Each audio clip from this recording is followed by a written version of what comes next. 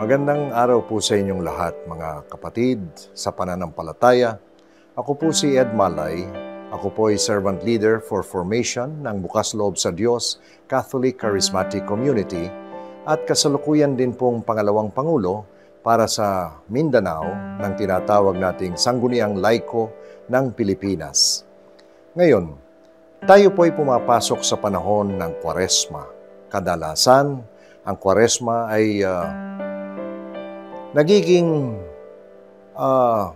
kapistahan sa marami dahil sa hindi nila naintindihan ang pinakapusod ng panahong ito. Ang Kwaresma o tinatawag nating Lenten season ay nagmula po doon sa katagang lentil, na ang ibig pong sabihin ay pliant. Sa wikang Ingles, ito po ay pliant. Kapag sinali natin sa Tagalog, ang ibig pong sabihin ng pliant ay yung pong katulad ng mga kawayan na sumasama po sa ihip ng hangin. Ano po ang kaugnayan nito ngayon sa ating tinatawag na Lenten season? Ito pong ating Kwaresma ay isang panahon na kung saan tayong lahat na nananampalataya ay hinihingi ng pagkakataon upang tayo ay magkaroon ng pagninilay-nilay sa ating katatayuan at kalagayan bilang mga Kristiyano, higit sa lahat bilang mga Katoliko. Nakalulungkot isipin na ang ating mga simbahan ay mapupuno na naman sa panahon ng Kwaresma, subalit pagdating ng Easter Monday, makikita ninyo yung kalunisan pagkatapos ng Easter Sunday, wala na namang laman ang ating mga simbahan. Kumbaga ay para bagang ang mga tao ay naniniwala na kapag sila ay nakihalo at nakisalo sa ating pagdiriwang ng Kwaresma, sila ay ligtas na. Hindi po yon. Ang pinakasentro po ng pagdiriwang ng Kwaresma ay upang pagnilayan ang ating pagkatao, ang ating katayuan sa harap ng ating Panginoon. Dahil sa ang lahat ng tao, wika nga sa aklat ng Henesis, Kapitulo 1, talata 26, ang sinasabi, lahat ng tao ay nilalang na kamukha at kawangis ni Kristo o ng Diyos. We are all created in the image and likeness of God. Ano po ang ibig sabihin niyan? Na ang tao, ang lahat ng tao na nilalang, lalong-lalo na higit sa lahat, ang mga bininyagang Katoliko.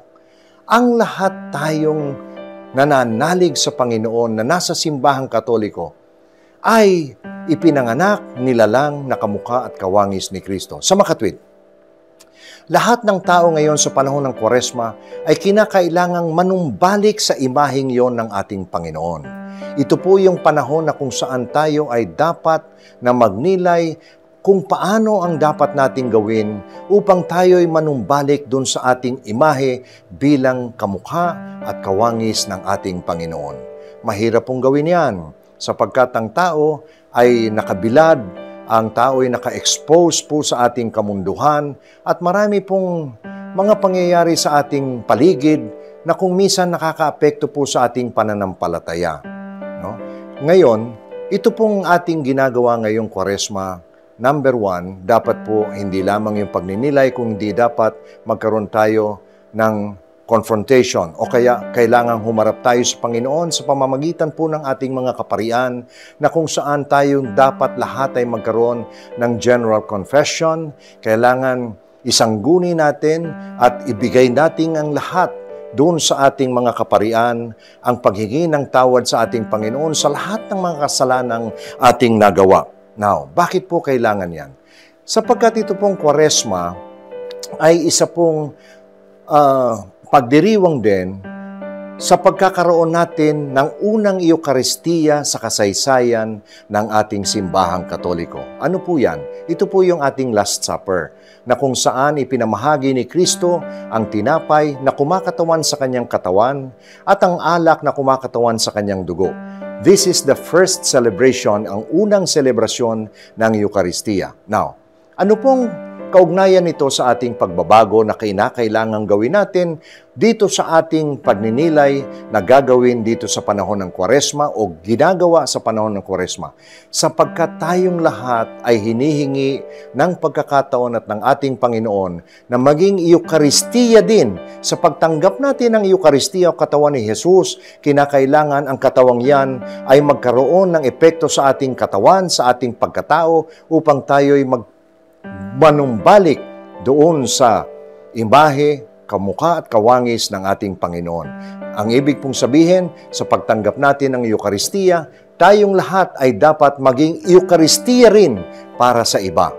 Yan po ang punong mensahe o pangunahing mensahe ng ating Kwaresma o ng ating Lenten season. Marami pong salamat at purihin ang Panginoon. Ako po si Ed Malay, ang inyong kapatid sa Bukas Loob sa Diyos, Servant Leader for Formation at pangalawang Pangulo po ng Sangguniang Laiko ng Pilipinas. Amen.